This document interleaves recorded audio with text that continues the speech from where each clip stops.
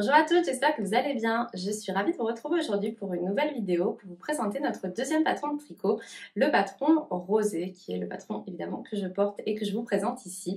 Donc j'espère de tout cœur qu'il va vous plaire. C'est notre deuxième patron après le patron Suzanne que vous connaissez maintenant bien.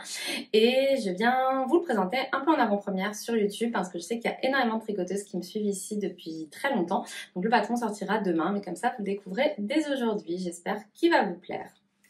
Donc c'est parti pour les présentations.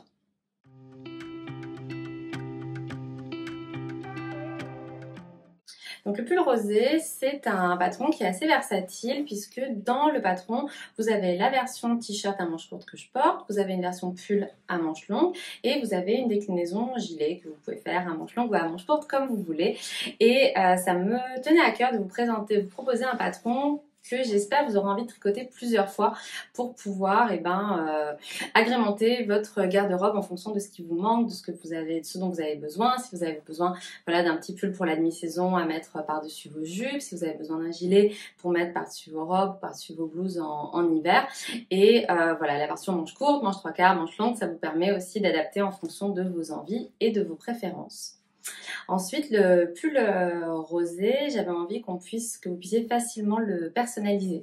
Donc là, dans le patron, et c'est bien pour ça qu'il s'appelle ainsi, vous avez inclus les explications pour faire des broderies sur le yoke. Donc là, moi j'ai brodé, donc il y a 2 fleurs qui sont inclus, un petit format et un grand format. Et ensuite, on vous explique comment le broder à la fin. Et c'est une broderie qui est très facile, qui est très accessible. Donc j'y reviendrai sur la deuxième partie de la vidéo quand je vous parlerai des techniques. Mais en tout cas, c'est la première personnalisation que vous pouvez faire. Ensuite, comme on l'a vu, vous pouvez choisir si vous voulez gilet ou pas. Et c'est un patron qui sera aussi très joli si vous avez envie de faire des rayures. Donc moi, je pense que ma prochaine version que je vais faire à rayures. Parce que comme on est sur un yoke avec des augmentations qui sont réparties de façon, je perds mes mots, mais pas symétriques, je ne sais plus ce que je voulais dire, qui sont régulières, et ça permet, si vous faites des rayures, d'avoir un très joli rendu, très régulier, et qui ne sera pas cassé comme on pourrait l'avoir avec un raglan. C'est aussi joli avec un raglan, mais là, moi, je trouve qu'il y a un côté vraiment encore plus joli pour des rayures quand elles suivent vraiment l'arrondi du yoke. Donc c'est aussi une option, donc j'espère que ça vous tentera de le faire comme ça.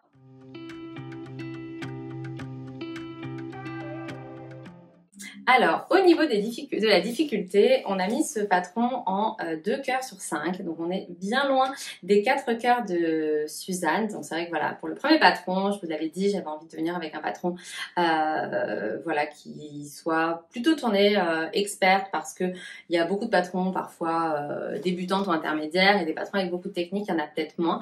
Mais pour le deuxième, évidemment, on a pensé à celles qui ont un niveau plus débutante motivée parce que c'est vrai que il y a beaucoup de mes abonnés de notre communauté qui ont été un peu frustrés avec Suzanne de pas se sentir prête à le faire. Donc là, rosé, il n'y a pas de souci, c'est un patron qui est vraiment très simple. On l'a pas mis en grande débutante, donc parce que au niveau des techniques, c'est vraiment complètement accessible à une débutante, mais c'est la finesse des aiguilles qui fait que on lui a mis un deuxième cœur parce que c'est on le tricote avec notre Merino soie.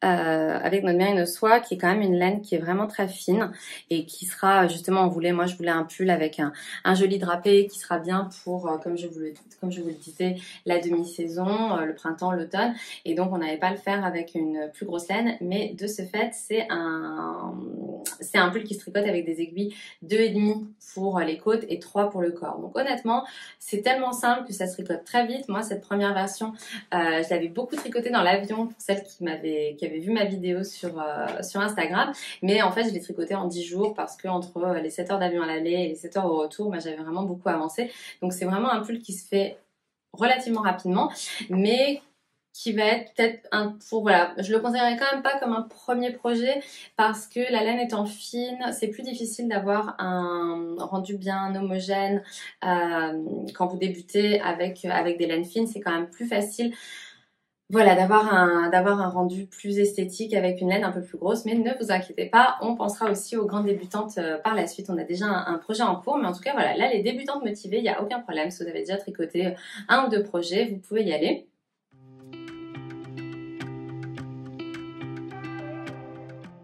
Donc au niveau des techniques, donc en fait c'est un pull qui se tricote du haut vers le bas. Donc en fait vous allez commencer par le haut du pull en faisant un montage tricoté alterné. Donc c'est un montage qui est vraiment très très joli et qui a le même rendu en fait qu'un montage tubulaire, mais sans la difficulté du tubulaire, puisque là vous êtes vraiment sur un montage où vous allez, en fait vous n'avez même pas besoin de dérouler du fil à l'avance. Vous allez monter votre première maille et ensuite, comme son nom l'indique, c'est un montage que vous tricotez. Donc en fait vous utilisez votre fil de pelote de façon très classique et ça vous donne un rendu qui est vraiment très très esthétique et qui est beaucoup moins difficile qu'un tubulaire et qui a aussi une bonne élasticité. Donc c'est vraiment un montage que j'ai découvert grâce à ma styliste qui m'aide dans la création des patrons que je ne connaissais pas et que je vais utiliser tout le temps parce qu'il est vraiment hyper facile avec un très beau rendu. Ensuite, vous allez façonner l'encolure. Donc en fait, le dos va être façonné avec des rangs raccourcis. Hop, donc je ne sais pas si vous allez voir, mais je mettrai d'autres angles de la caméra. Donc en fait, le dos va être façonné avec des rangs raccourcis pour remonter l'encolure dans le dos et avoir une encolure sur le cou qui soit suffisamment dégagée. Donc il n'y a aucune difficulté à faire des rangs raccourcis. Je vous ai fait des vidéos pour vous montrer tout ça. Donc voilà, ça me tient à cœur sur nos patrons de tricot de vous proposer des vidéos tutoriels aussi de tous les points qui sont utilisés. Donc comme ça vous permet, si justement vous êtes débutante, qu'il y a une technique que vous n'avez jamais réalisée, vous pouvez aller voir la vidéo sur YouTube. Elles sont accessible librement évidemment et comme ça vous voyez il y a pas les explications écrites peuvent suffire à certaines, mais je sais qu'il y a des personnes qui sont très visuelles et qui ont besoin, qui préfèrent voir le geste, donc comme ça vous l'avez. Donc il y a des vidéos sur les rangs raccourcis et ensuite on va commencer à faire les rangs d'augmentation. Donc on monte un petit nombre de mailles pour l'encolure et le col, mais ensuite on va augmenter avec 4 rangs d'augmentation jusqu'à la séparation. Donc ces augmentations, elles sont faites avec une technique qui s'appelle les augmentations levées et là j'ai découvert une méthode pour le faire, encore une fois grâce à ma styliste que j'embrasse, parce que il y a une façon de faire qui permet d'avoir un rendu complètement invisible. Donc je vous ai tourné une vidéo, encore une fois, donc je vais vous mettre des petits extraits pour que vous voyez, mais c'est vrai que la caractéristique de l'augmentation levée telle qu'on l'a fait, telle qu'on la connaît, c'est qu'on relève la maille du dessous et on la met sur son aiguille et on la tricote. Mais en fait, en faisant cette manipulation-là, vous tirez sur votre maille, forcément, pour la remonter, et ça forme un trou qui va être pas hyper visible. Donc c'est dans la vidéo dédiée aux augmentations levées, je vous explique que c'est la façon, il y a 2 façons de faire. Il y a la façon la plus simple qui franchement n'est pas catastrophique. Moi en plus, je vous le montre, c'est celle que j'ai faite sur ce pull-là. Donc on voit les petits trous qui sont formés, on voit que ça a formé des petits trous, alors que si je vous montre sur mon gilet, vous verrez, je vais le rapprocher. Hop, sur mon gilet, on voit qu'il n'y a absolument aucun trou, que la finition est parfaite et qu'on voit absolument pas les augmentations. Donc c'est ça que je vous présente dans la vidéo. Comme ça, vous pourrez choisir qu'est-ce que vous préférez. Si vous êtes grande débutante, et ben vous ferez peut-être l'augmentation, la technique la plus simple. Et si vous êtes plus confirmé, ben, vous pourrez essayer la deuxième. Le principe est le même, mais c'est juste la façon d'attraper la maille du dessous qui change un peu pour réussir à éviter ce petit trou. Donc moi, c'est vrai que je suis hyper contente personnellement d'apprendre des nouvelles techniques et encore plus de vous les transmettre et de vous apprendre voilà, peut-être des façons de faire que vous ne connaissiez pas. Donc on fait nos 4 rangs d'augmentation qui sont, donc c'est toutes les X mailles, vous faites une augmentation, donc il n'y a rien de difficile. Et ensuite on arrive à la séparation entre les manches et le corps. Donc à ce moment-là, vous allez mettre en attente les mailles de la manche, donc c'est toutes les mailles, donc là elles vont être ici. Donc vous allez mettre toutes ces mailles en attente sur un fil ou un câble auxiliaire. Vous allez remonter des mailles sous le bras et vous allez continuer à tricoter en rond tout droit pour le corps jusqu'aux côtes. Donc on l'a voulu, il n'est pas cropped mais il n'est pas long, donc il arrive juste sous la taille. Donc après c'est toujours pareil, vous pouvez très facilement adapter la longueur de stop et faire comme vous préférez. Si vous avez envie qu'il soit plus long, si vous avez envie qu'il soit plus court, évidemment c'est vous qui adaptez. Il faut juste bien penser à, si vous le faites plus long, adapter le métrage nécessaire de laine. Et ensuite on a 18 rangs de côtes qui sont des côtes de 2 complètement classiques, donc aucune difficulté là-dessus. Et ensuite vous faites un rabattage classique. Donc moi vous pourriez vous embêter à faire un rabattage tubulaire si vous avez envie, mais comme c'est un patron niveau 2, moi j'ai juste mis un rabattage classique et honnêtement vous voyez ça reste bien élastique et je suis pas du tout serrée. Donc il faut faire attention à ne pas serrer quand vous êtes votre rabattage. je vous le donne en 1000, je vous ai fait une vidéo, comme ça vous êtes parfaitement tenu par la main et voilà. Et ensuite pour les manches, si vous faites la version t-shirt comme moi, vous avez uniquement 6 rangs à faire avant de faire vos côtes, donc ça va archi vite. Évidemment si vous faites la version manche longue c'est un petit peu plus long, mais ça se fait très bien. Donc les manches, pour la version manche courte vous faites 6 rangs et ensuite vous avez les côtes. Pour la version gilet, vous avez des diminutions qui sont tous les X rangs à faire, donc des diminutions de chaque côté. Je vous ai fait des vidéos des 2 types de diminutions, comme ça au moins vous les avez aussi. Et à la fin, vous faites la même chose, vous faites des rangs de côtes et vous rabattez. Donc c'est vraiment pas un patron qui est particulièrement compliqué. Ça vous apprend des petites techniques, ça vous permet, si vous les connaissez pas, de tester des nouvelles choses. Et ensuite, on passe à la broderie si vous avez envie de les faire. Donc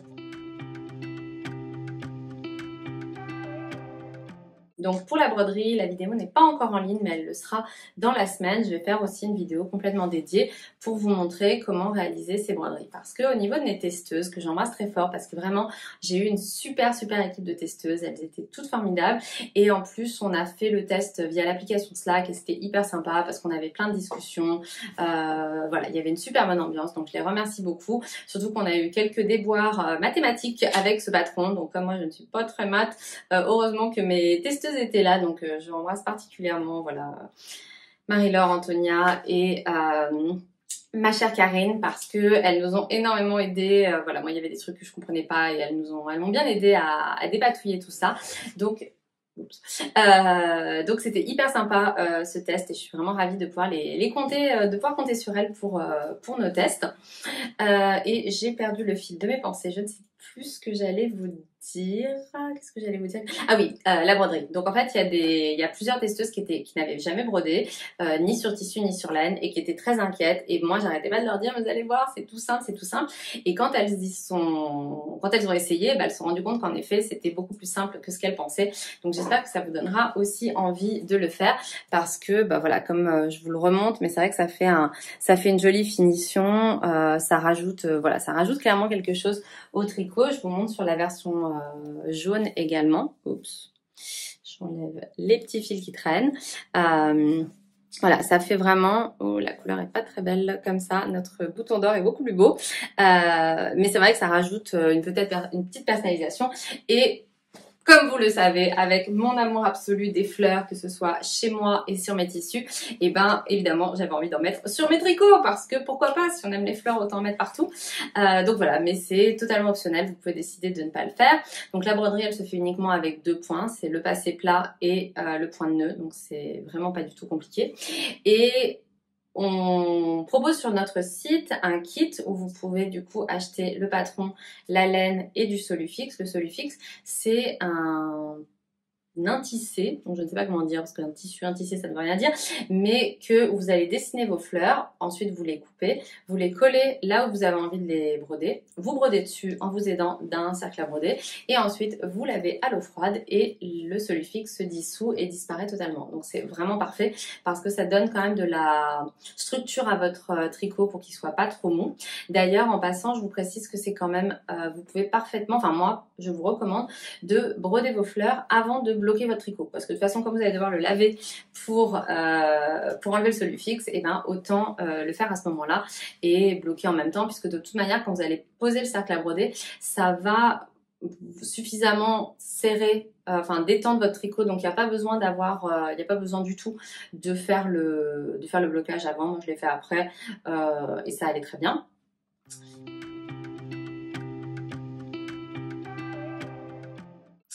Qu'est-ce que je voulais vous dire pour ne pas oublier? Donc oui, je disais que sur notre site, on va proposer des kits avec la laine à moins 10%. Donc comme je vous le disais, c'est notre Merino et soie. Donc en termes de nombre de pelotes, ça varie énormément en fonction de la taille et de si vous faites la version gilet ou si vous faites la version manche courte. Donc on a entre 4 et 8 pelotes maximum. Donc 4, c'est la version t-shirt dans la plus petite taille et 8, c'est la version gilet manche courte, manche longue dans la plus grande taille. Et on vous offre, si vous prenez le kit pendant les 15 jours qui suivent le lancement du patron, on vous offre moins 10% sur la laine et on inclut un morceau de Solufix qui est optionnel pour si vous avez envie de faire vos broderies, comme ça vous aurez le Solufix avec. Beaucoup de choses à vous dire, j'essaye de rien oublier. Je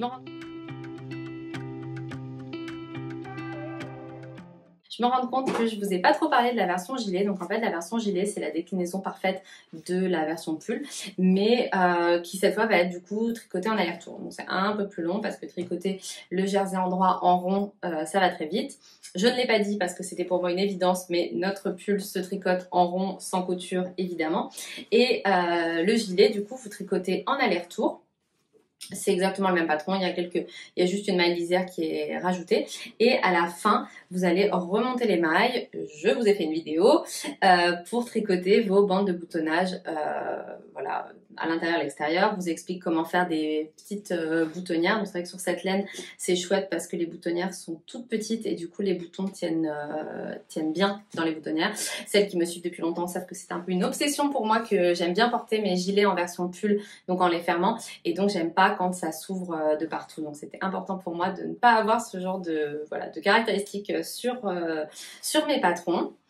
Je réfléchis. Est-ce que j'ai oublié quelque chose? Je ne crois pas. Ah ben si, j'ai oublié quelque chose. Est-ce que ça vous dirait de faire un cal?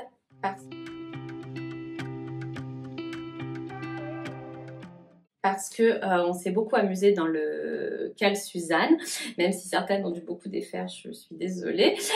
Mais en tout cas, je me suis dit que peut-être ça vous tenterait de faire un cal. Laissez-moi des commentaires pour me dire si ça vous tente, si ça vous intéresse.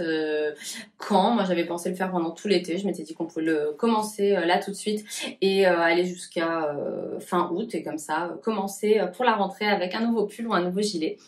Donc dites-moi si ça vous tente.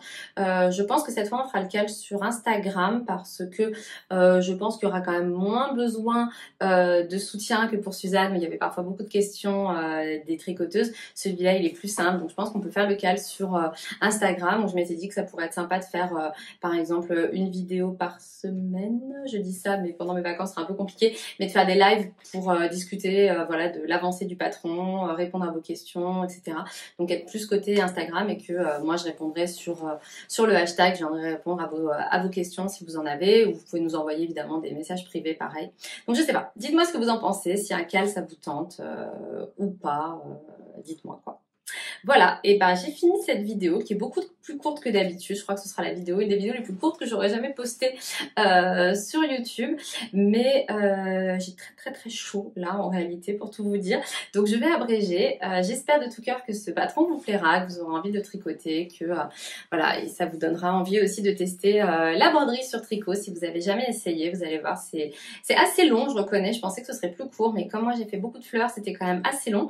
Mais c'est fun, ça change, on peut se motiver à faire une fleur par jour et on se voit bien avancer, puis ça permet d'acquérir une nouvelle technique et comme ça, si jamais vous aurez peut-être envie de vous lancer ensuite dans la broderie sur tissu, on ne sait pas. Donc voilà, donc je vous remercie beaucoup pour toujours votre enthousiasme, votre présence par ici, vos messages, etc. C'est toujours une joie d'échanger avec vous. Et laissez-moi surtout des petits commentaires pour me dire ce que vous pensez de Rosé, si ce patron vous plaît, si vous avez envie de le tricoter. Je vous embrasse et je vous dis à bientôt.